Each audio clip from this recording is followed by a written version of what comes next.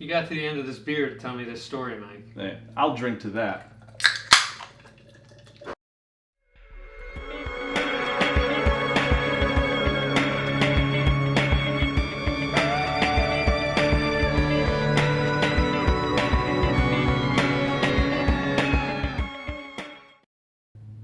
Okay, so as promised, I have some stories to tell and talk about stuff that no one else has on their channel.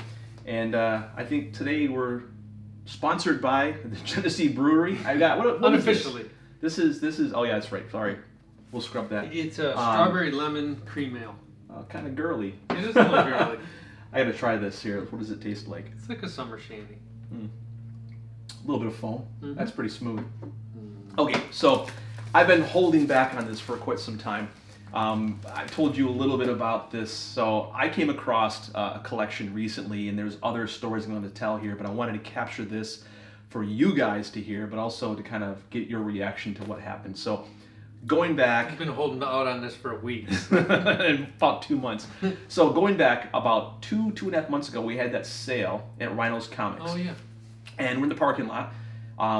You mentioned you saw some guy walk up with a bunch of boxes, and that's not too uncommon there to see people bringing But boxes. he didn't look like a comic guy. Right, he wasn't a comic guy.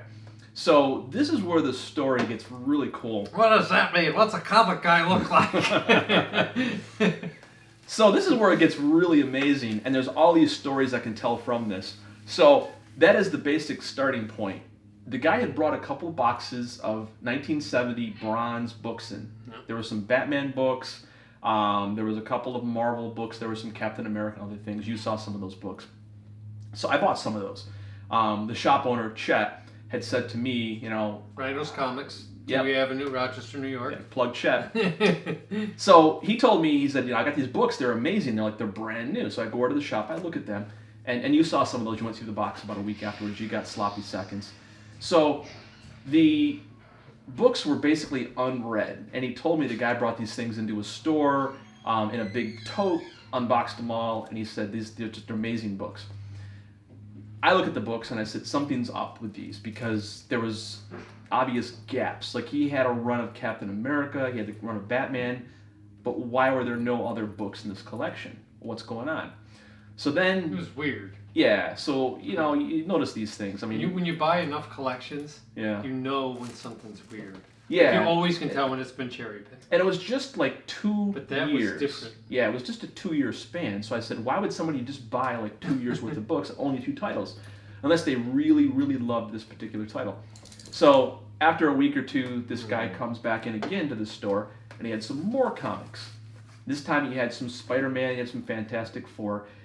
He decides to keep the Fantastic Four. He's like, I want to sell these books. Now, he wasn't a comic fan, but he wanted to keep them. So they make a deal. The shop owner, Chet, buys the 2 long boxes of Batman books and some other ones that he had in there, too. There's some Shazam books, you know, just a very narrow 2-year window of early 70s books, basically. So I'm cleaning and pressing some of the books, and I'm telling him, like, you know, this is, like, they're unread. They're amazing, but I still suspect something's going on because why would somebody buy approximately, I think, 300 or 400 books and never read them? Yeah. There's got to be a collection in like somewhere. a 30-month time frame. Yeah. Normally you collect and then eventually you take better care and Yeah. your books you had later in the collection are better quality. So, you know, of course, Chet didn't know. The shop owner was like, yeah, I don't know. And so another week goes by. I get a call from the shop owner again, and he's like, just flabbergasted. He's like, he couldn't talk. And he goes, That's not an uncommon occurrence. Yeah. And, you know, so he said, you know, the yellow covers and the titles and, you know, Shield. And I'm like, wait, what? And he begins to tell me the story of some Golden Age books. So this guy brought more books in. So he was bringing books in from this collection over the course of a couple of weeks. And I said, okay, you know, that's great. And, you know, if you need some help, I'll let you know, what this collection is. And he didn't recognize the title. So slowly over a couple of days, he begins to feel a little more comfortable. I think he was concerned at first about losing this collection. So he wanted to keep it under wraps, I understand. Slowly, he shows me some of these books. And they were the early Archie. Now they're MLJ. So before Archie was Archie Comics, it was MLJ. MLJ were the initials of the 3 owners who started up the company. I think what was the guy's name? Morris and Luis and John. I'm probably butchering the thing. I'll look it up later. But MLJ. They'll tell us. Yeah. Or maybe not. Yeah. So, but I knew enough about the books. I said, these are MLJ comics. So they're 1940, 1941, 42, early Golden Age books. Beautiful books. They were in binders in these plastic sleeves. And I looked at Chet and I said, something's up. This is not your ordinary collection. No. This is really odd. Why is there a solid run of these Archie comics, the superhero Archie comics, and 70s bronze books? So there's still missing pieces. Story. Yeah, there's still missing pieces to the puzzle. So a couple days go by, he's trying to figure out the value of the collection. I help him assess the collection. Now, if you know anything about these MLJ comics, they're very rare. People were collecting DC, they're collecting Marvel, Fawcett, all the other big publishers at the time, Fox. They weren't really buying these early. Or if they did, they read them and threw them out. Yeah, They weren't keeping them because they were funny books. Yeah, so the titles were basically The Hangman, The Black Hood, Shield, Wizard, Pep Comics, of course, Zip Comics. Those were the main titles. And so the owner, his name is Steve, brings these books to the shop over the course of a week or so. He had them all. He has a complete MLJ collection, unheard of. It's like having all the Timely comics multiplied by a factor of 10. I mean, Timely's are common compared to these books. Many of these books, there's only a handful, like a dozen titles or issues that still exist. So super, super scarce. The guy's got them all. And I'm looking at these books like, oh my God, this is amazing. So Chet wants to make an offer to the guy. He talks to the guy a couple of times, comes back to me and he goes, tell you what, we decided the collection's too big for me to buy. Would you want to partner up with this and help us bring it to market? I said, let me get on the phone. I'll talk to a couple of guys and we'll talk to some of the auction places. With this kind of a collection, we're going right to the top. You know that Rudolph animated special, the Rankin Bass one, where they have Mother Nature and Heat Miser and Freeze Miser? Yeah. So halfway through that show, Mrs. Claus tries to break up the feud between the two Heat Miser and Cold Miser guys, and she goes, that's it, we're going straight to the top. And they go, you don't mean Mother Nature, do you? Mm-hmm. So I told Chet, we're going to go straight to the top. With this collection, they'll talk to us pretty quick. We won't get some second tier support guys. So I send a note over to Comic Link. You fill out this form on Comic Link. If it's sold to Comic Link before, you get a form. You fill out what comics you've got, some of the values. You see the guy the day that came in, he's going through all stupid listings. So he's just like, woo. So if you've actually sold comics through Comic Link, I know Nick, you've done it many a times, but if you haven't done this before, you send them a list of books. Usually they'll contact you and give you details about how to ship them and when to send them in. They go into one of their featured auctions or focused auctions. I fill the form out at about 11 o'clock at night. Josh Nathanson calls me like 8 o'clock the next morning. He goes, oh my God, you know what you've got? So the CEO of the company gave me a call like the first thing in the morning. And he goes, I want to talk to you about this collection. So I got on a phone conference call with him the next day. Me and Chet conferenced in. And he talked for over an hour and answered all of our questions, very professional. We were very gracious of his time. And he said, I want this collection. We want to consign this collection. This is like a showcase. It's every issue of the pre-Archie MLJ. 218 comics all total. So then I said, hold on, let's contact Heritage. I said, I've never talked directly to any of the big guys at Heritage, but I do know many of the guys that started Heritage up. I used to do business with many of those guys years and years ago. So I send a note out the next day. Again, you fill out this form for Heritage, and they want to know, what kind of comics and roughly the era and issue numbers. I send a couple of pictures. Now, right here in the foreground, we're actually showing a slideshow of all of the comics in this collection, so we can kind of take a quick look, and Patrick can see some of these for the very first time, actually. But these are all the books in the collection. I'll do a different video. I'm going to interview Chet, and we're going to walk through this, and we'll show a montage of all these books. But I'll put a couple in here and there in the frame so you guys can see the actual books that we had in this collection.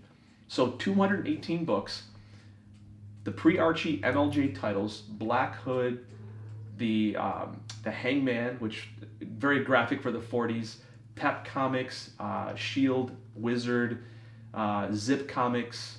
There was 2 other ones. I'm forgetting the 2 titles, but you look at those Top Notch comics. Yeah. So I send a list of these books basically to the Heritage contact form. 8 o'clock the next morning, I get a call from Texas. Must be the time. No, he goes, I pick up the phone and I go, call from Texas. Now, normally again with Heritage, you give them a list of books and they'll go through some customer support person. They'll contact you, sometimes through email alone. I get a phone call from Ed Jaster and he goes, Mike, because he knows who I am. I used to buy books from Ed many years ago. And he goes, I'm in New York City. I'm flying to your house right now. And I go, what? And he goes, do you know what you've got? And I said, I have a pretty good idea of what I got. And he goes, no, I don't think you know what you've got. And he goes, I was talking to Lon Allen. So Ed, if you don't know, Ed Jaster and Lon Allen, they're senior VP and VP at Heritage, the comic division.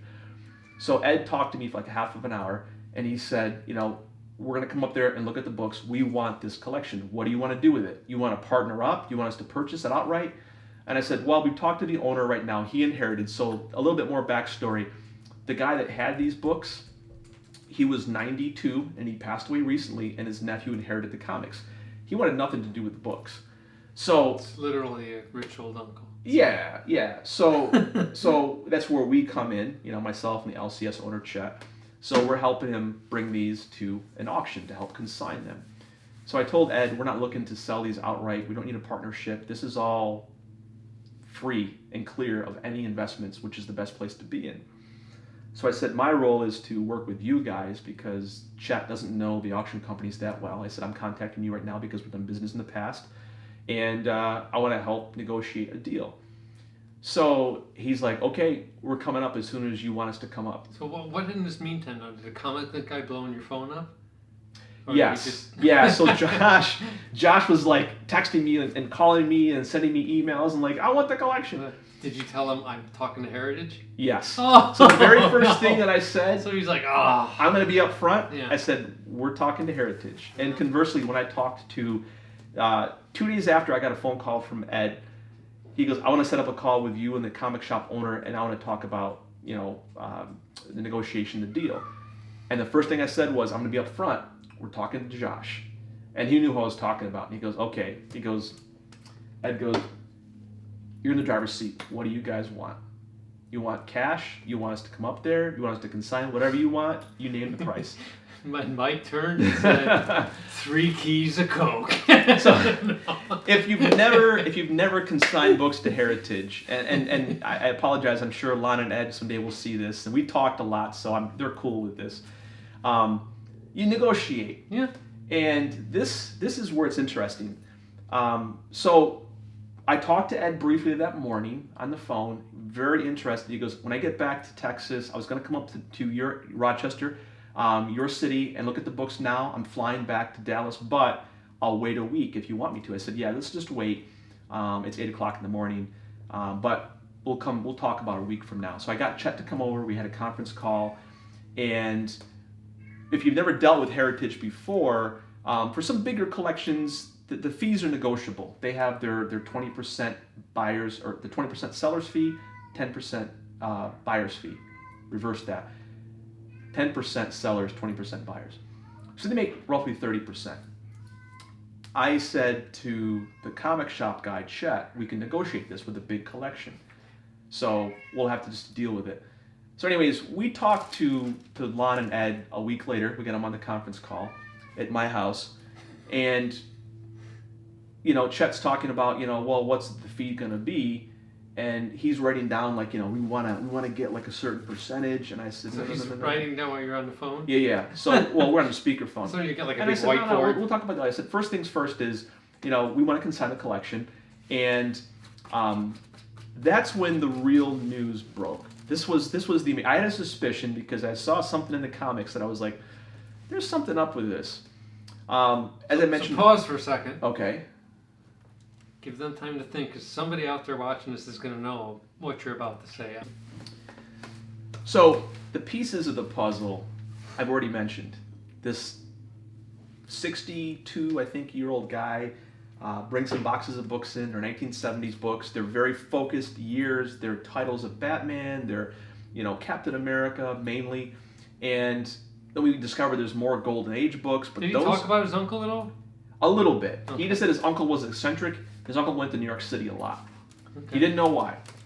So he then brings in some Golden Age books, which he wanted to, get some high dollar value for.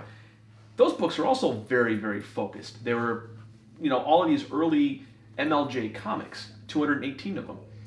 No other books. It wasn't like, you're buying books in the 40s, you might have some, timelies in there, Captain America, maybe some humor books. Just, 6 titles, I believe, all total. And every issue was there. Complete MLJ collection of the pre-Archie titles and all the superhero books, basically.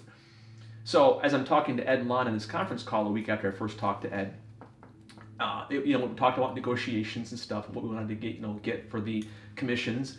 And I said, well, hold on a minute. I said, what do you guys think of this collection? Lon Allen said, he goes, I know what these books are. I have seen them before. He goes, they were in blue binders with plastic sleeves. And I go, yeah, how did you know?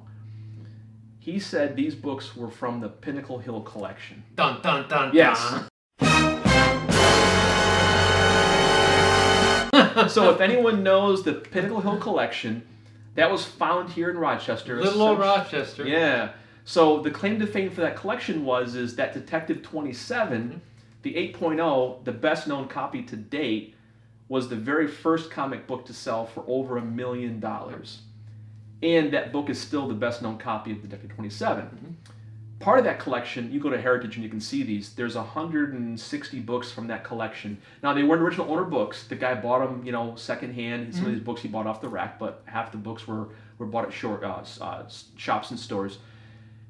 He brought all of his books to Empire Comics, which is a local comic shop here in Rochester. Very well known. One of the first comic shops in the country, actually. Yeah. So back in 2010, he brought these books in. And Tony and Jim, the two owners, had sold him a lot of these books over the years. And so Lon and Ed told me this. They said, yeah, we talked to this guy years ago, and he basically bought books from Tony and Jim over the years. Plus, he went to shows and he went to New York City to buy books from, I'm sure, some big dealers back then. And he amassed this collection starting in the 60s up until he stopped collecting like in 1970s. So it made perfect sense. He had purchased a lot of Golden Age books many, many years ago. He stopped collecting. He then got back into it in the 70s. He didn't care about the books. He never read the books. He had a stash of 400-ish bronze books. And then he put them aside, never touched them at all. 2010, he brings all this stuff to Empire Comics. Jim and Tony flip. They couldn't afford it. They bring Heritage in. They then flew up here. They cherry-picked the collection.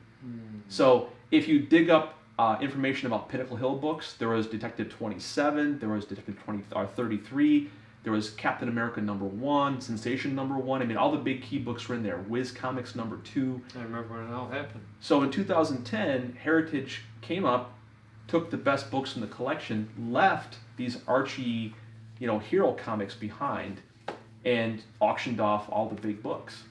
So sitting next to these books that I had in my possession, like right next to it, was that Detective 27.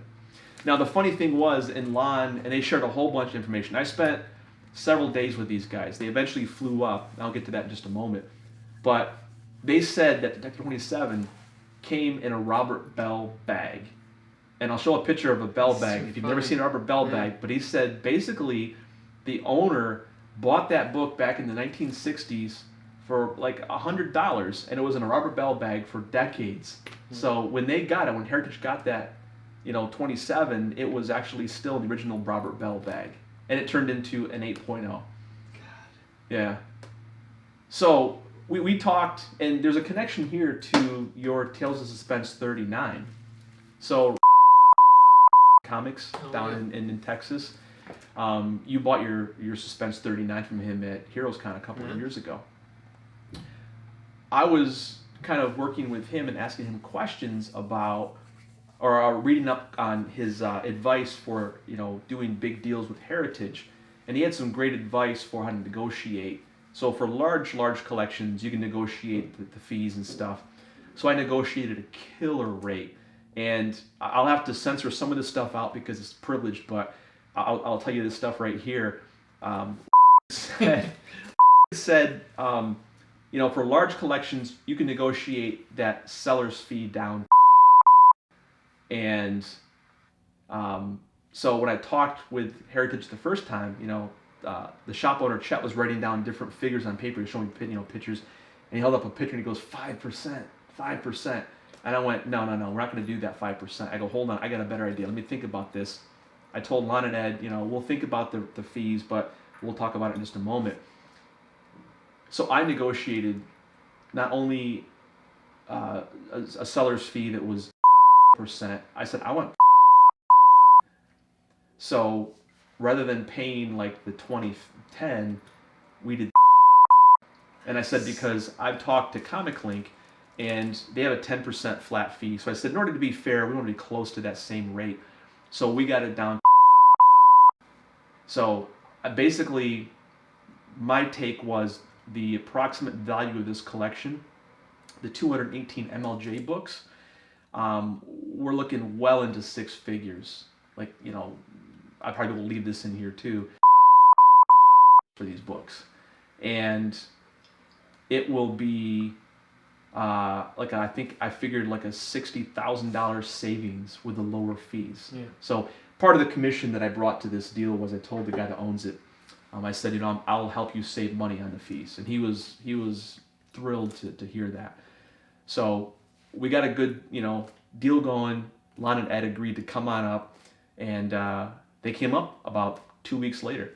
So I'll show some photos on the screen, but on my laptop you can see them right now. You see Ed over on the left and Lon on the right. Yeah. So I'll point to them in the picture. But yeah, they came over. They flew up like 10 days later and came to my house, and they wanted to see the books. So we hung out for a while, took a look at the books. They confirmed these were from the Pinnacle Hill collection. And they said to me, over the course of the next 2 nights, they said, yeah, we looked at the books. The owner wanted to keep them, but they didn't want them back then. They wanted the timeless. They wanted the DC books. They wanted the Fawcett books. Yeah, there's probably not even a tenth of the value back then. Right. They wanted 2 books, and I'll insert the 2 books here. There was 2 books that they took from this collection, and any of you out there that know MLJ have already guessed the 2 books that they wanted to take: Pep Comics 22 and Archie Comics #1. They took those 2 copies. Archie Comics #1 graded out as an 8.5, wow. And Pep Comics 22 graded out as, I think, is a 7. They sold the Pep 22 for $143,000 in 2010, and then the Archie is an 8.5, one of the best known copies to date. That one sold, I want to say, like for 6 figures, a little over $100,000. So the irony is so I have all these comics in these blue binders, and I'll show a picture of these binders. I'll insert the picture. There's 2 empty sleeves. One for Pep 22, one for Archie Comics #1. He left the #1. sleeves in there. They were missing. So he sold the 2 best books. But now in the meantime, these books are incredibly scarce. Most of these books, there's only a dozen or 15 issues in existence. And I'll show some of the better copies here on the screen. I would guess 10 or 15% of this collection are the best known copies in existence. I mean, it's just, if you're a collector of this stuff. Are they going to auction them as a set? Yeah, or in pieces? Yep, so getting to that point, after we negotiated the deal, they flew up here, took a look at the books. The first night they came look at the books at my house. They said, what do you guys want? You're in the driver's seat. And I said, I want to keep these intact because if I'm a buyer of these books, I want to be able to shop and purchase a number of issues. I don't want to buy like just one here, one there, but if they're all kept together, they said, fine, we'll put these in our signature auction. So they're going to be going out in the September auction. They're at CGC being graded right now. And they'll probably put some of the lower value ones in their Sunday night auction. So they'll spread it across a couple of weeks. And they'll have a special place probably in their September catalog. So look for the catalog in September-ish or late August. This will be the Pinnacle Hill collection. They're going to reuse the name. Mm-hmm. And we said we can name it whatever we wanted to. They said, well, we can keep the same name because people out there want these books. Now, they're not original owner books. Some of them are, but they're from the Pinnacle Hill collection. So they made a special sticker for this collection. Decades in this collection. Yeah. So imagine this. If somebody said, oh my God, we just found a second stash of Edgar Church's books. Yeah. you'd have guys coming out of the woodwork trying to get a piece of that. Yeah. So it's not as big, the Pinnacle Hill collection wasn't that large, but it was known for some of the best books that were available, and still to this day, still the best copies out there. Some guys will go, Pinnacle Hill? Yeah, I want some of those books. So there's some notoriety there. And there's a fun part of this too. 2 of them made it out Mm. into the wild. More than that. Oh. So those, technically speaking, since this was not so much as an original owner collection, but more of just a collection of comics that he bought. A well-known collection. Well-known collection. Those bronze Batman books are Pinnacle Hill books. Yeah. And then you bought 2 books, and I'll show a picture of them here. 2 Adventure Golden Age books that happen to be, I think they got misplaced. Again, Me too, because they're in the middle of Captain America. It made no sense. Back in 2010, when this guy walked up to Empire Comics, Jim and Tony, and said, I got a bunch of books I want to sell. They picked the best books. They didn't take those 2 Adventure comics. They didn't take he didn't bring the bronze books. I'm sure he didn't want to, this is probably back in, it was 2010. Mm-hmm. They weren't that old, they were like 30 some years old at that point. But they also didn't take the Archie MLJ comics. So technically anything the guy owned was part of this Pinnacle Hill collection. So your books really are part of that collection. You can put a sticker on them and say this is Pinnacle Hill. Not a pedigree, but a collection. Collection, well-known collection. So, if you think about that Mile High collection, and you hear a lot of people talk about graded books and you can't really rely only on the census, especially for old stuff like this. True. Because so many of them are not slabbed, and they will never get slabbed. Yeah, until they die. Yeah, we talked about that, Lon and Ed. We talked about some of these collections that are out there, and they're squirreled away, and they keep in touch with their clients, and there's a number of Mile High books. Some guys have 1,000 or so of these books they still have from back when they got them from Chuck Rosansky. And like this collection, they'll stay with the person until probably they pass them on to their heirs. And this is for most people once in a lifetime. This MLJ collection.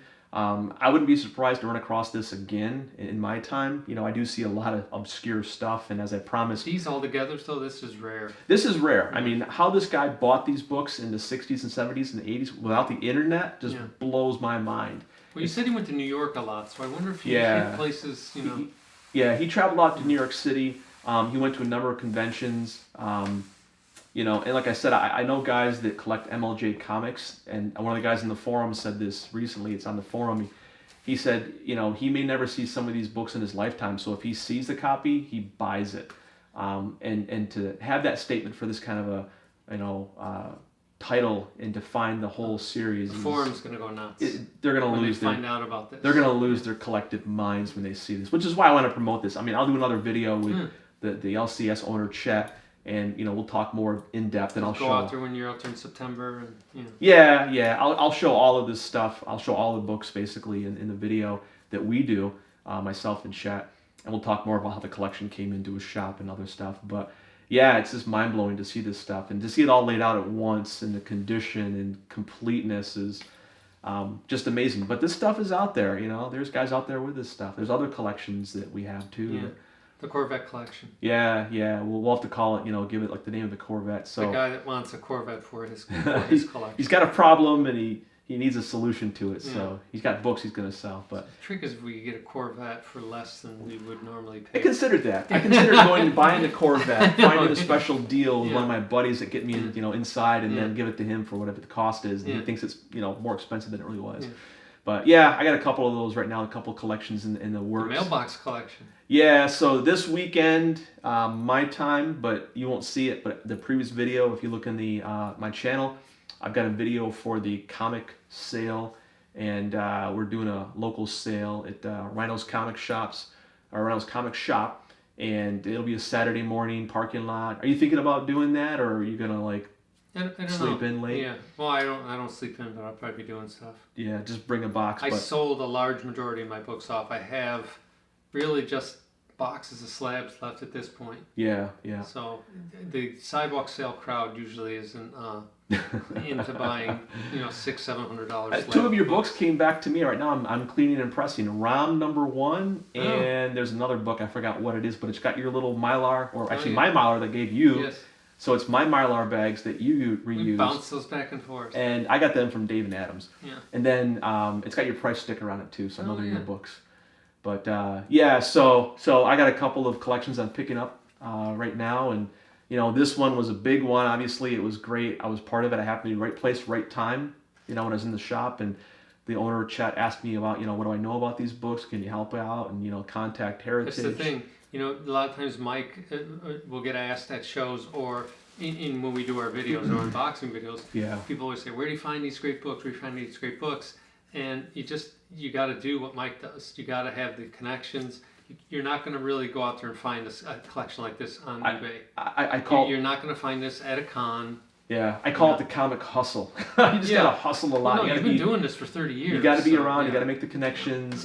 Be present, be aware, and people will say, "I need some help with this stuff," whether it's financially or intellectually or just kind of physically to be there to help process it. Nick's got a good game on eBay. Nick has certain ways that he searches for books and he does really well. But again, he's honed that over years, decades on how to do that. So it's not as easy as people think. And, the videos on Mike's channel are going to be so much different than everything that's out there right now. You got two kinds of videos out there right now: CGC and haul videos. And then the newest thing is buy these 10 books, these 5 books, get these books while you can. Sure. Blah blah blah, and that's what it's just chugged full of right now. Yeah, and I want to do more videos. I mean, as promised, I think this qualifies for not your ordinary topic, not your ordinary video. And if you want those haul videos, just go back to Lutheran channel. We'll have some haul videos. We will.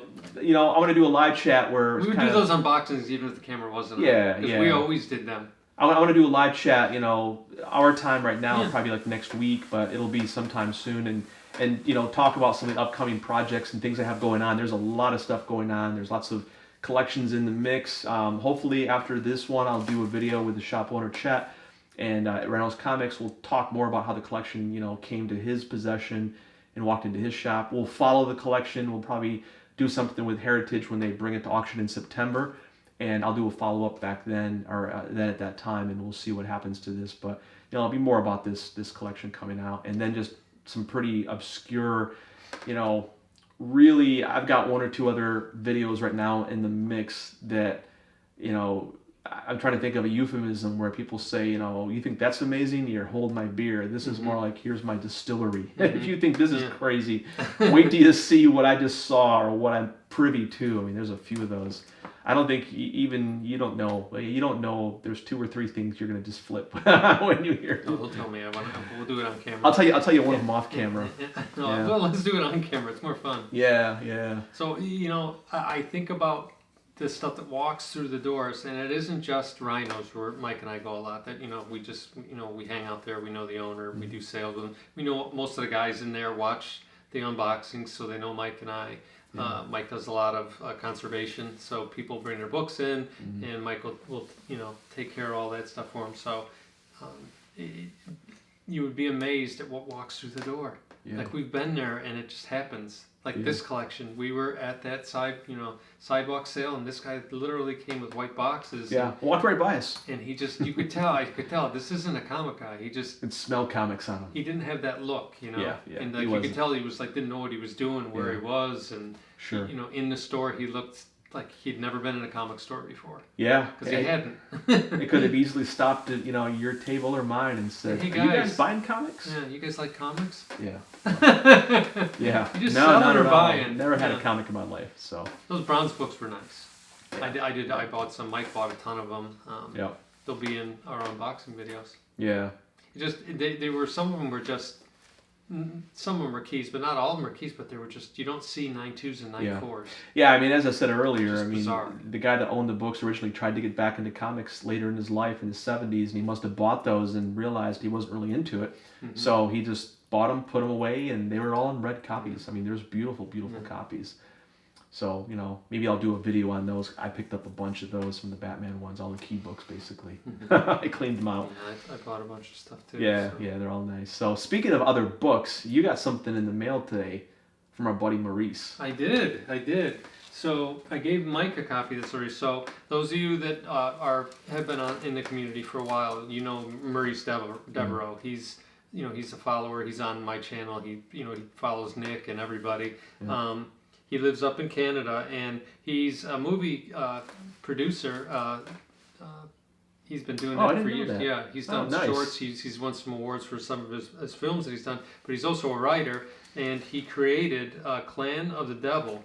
And Mike do a close-up shot of it, but this is his book, and this is not for the faint of heart. This is a hard with all capitals NC-17 comic. Like we're talking like, you know, Huey, Dewey, and Louie hard, or no, you this know, is Huey, like Dewey, Louie, and a couple more. yeah, it's Yeah. if you've ever seen the episode called Home on the X-Files, it's like that. It's, yes. It's so creepy, but you cannot keep looking We're at talking it. like So, Ed Gein quality type yeah, stuff. no, there's here, there's a decapitation on the cover, so you know what you're getting into. That's just my disclaimer. But I read it and I read it the whole way through. Maurice, it's fantastic. The artwork is great. It has a cinema quality to it. Even the artwork, the lighting and things are done. It's super creepy. The idea of it and the characters and the horrible things that these lead characters do, and it's just their normal life. So I kind of want to see where it's going. That's the first issue. He has a Kickstarter for it. We'll put all the information in the video here, and then I'm gonna on my channel I'm gonna promote it too. So everyone in the community, support Maurice. It's not common that someone that's in our community, has their own comic book out there. So and it's actually very well done. So congratulations, Maurice. Yeah. I know how hard that is. I saw the cover, and the cover grabs me. I like that pre-code horror type stuff, the real graphic stuff, and it's kind of in that style. It's not just blatant. What little I saw the front cover, but yeah, it looks pretty nice. Good job, Maurice. Great job. Yeah. So grab them while they're hot. And I know that I think it's 6 issues. Maurice is probably cringing because it's probably 8, but I'm Sorry, pretty Maurice. sure it's 6 issues. And it probably says it on there. And I imagine after you get the singles, the floppies, that he'll probably end up with a trade or something like that. Okay. And I hope he gets picked up because I think that nice. There's definitely a segment that likes that. So anyway. So that's it for now. I'll do some more videos. We'll follow this collection along, this Pimple Hill collection a little bit more. A lot more content that I'm going to say I almost guarantee is going to be unique stuff. But we'll do some other things. We'll talk more in the live chat about my goals and plans for the channel. So hopefully we have more than 3 people that show up to that. If not, they can come back in time and they'll see the original video and like, wow, I wish I was back there years ago when this channel started up. So more to come. We'll talk again. Thanks, guys, for tuning in. Bye, everybody. Yep. Bye.